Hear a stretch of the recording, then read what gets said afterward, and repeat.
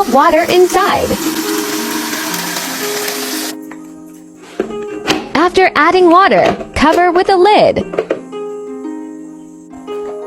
and lock to spin. When you want to use the mop, lock it to stop spinning. Let's try to use the mop on the spilled soy sauce.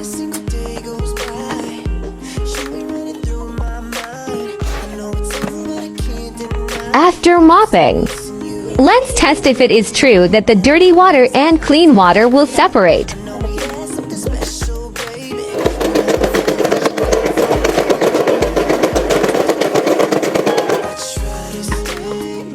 So you see the dirty water is outside.